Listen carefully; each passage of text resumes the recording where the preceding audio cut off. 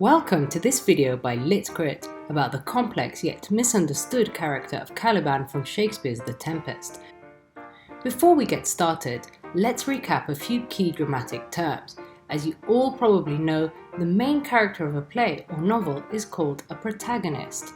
This person is not necessarily the good guy, but often the reader or audience will side with him or her. Conversely, an antagonist is a character in direct opposition to the main character or protagonist. Again, this person might be thought of as the bad guy, but this is not always the case. Additionally, you will have noticed a list of characters at the start of The Tempest and other plays. This list is called the dramatis persona, and in it, Caliban is described as a savage, deformed slave.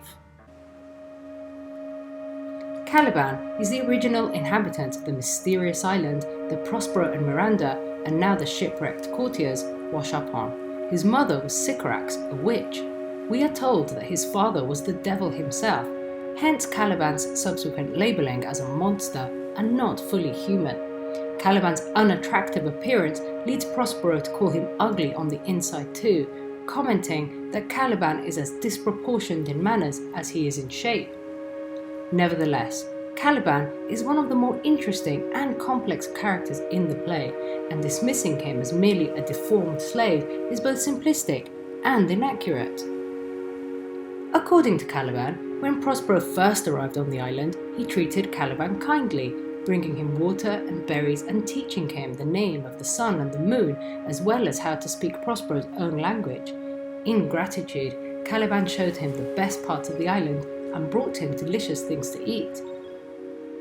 However, this happy state of affairs did not last long.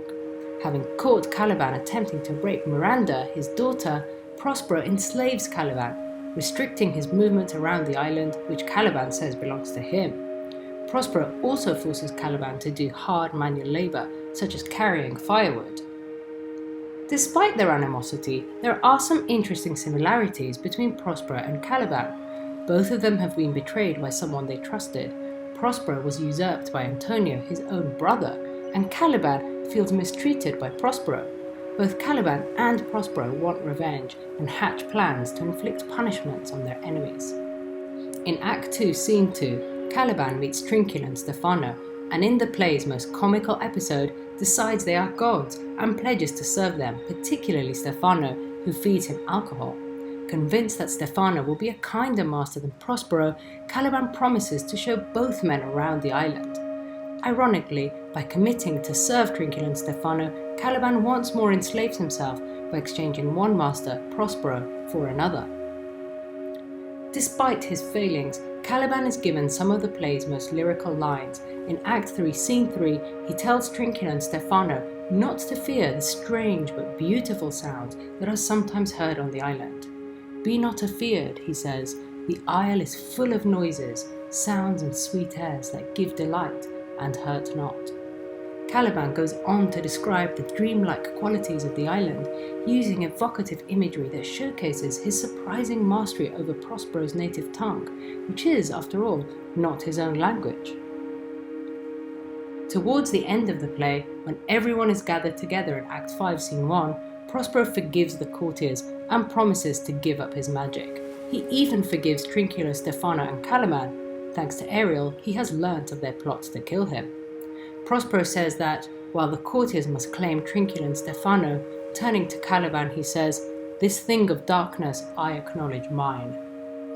Perhaps this statement shows Prospero taking responsibility for Caliban and admitting that whatever Caliban has done wrong is actually his fault. In addition, the possessive pronoun mine shows that Prospero retains a strong sense of ownership over Caliban and considers him his personal possession. However, perhaps this thing of darkness refers to Prospero's own dark side, his desire for revenge and punishment, and in this line, he is admitting to these feelings, paving the way for him to move on and become a better person. As Prospero himself says to Ariel, "The rarer act is in virtue than in vengeance. It is better to forgive than hold grudges." This line may also be a reference to Caliban's dark skin. The Tempest was written during the Age of Exploration, in which countries such as England explored the world by ship and came into contact with unfamiliar people and places. As far as worshipping Stephano, Caliban admits he was stupid and calls himself a thrice-asked fool. Like Prospero, Caliban seems to have learnt from the error of his ways and realises that his habit of following cruel or unsuitable masters is damaging and needs to change. In the play's final moments, as the ship carrying Prospero, Miranda and the courtiers sets sail for Italy, Caliban finds himself, once more, the sole inhabitant of the mysterious island without a name. Thank you for watching this video about the complex yet misunderstood character of Caliban from Shakespeare's The Tempest. If you enjoyed this video, please like, share and subscribe by hitting the subscribe button now.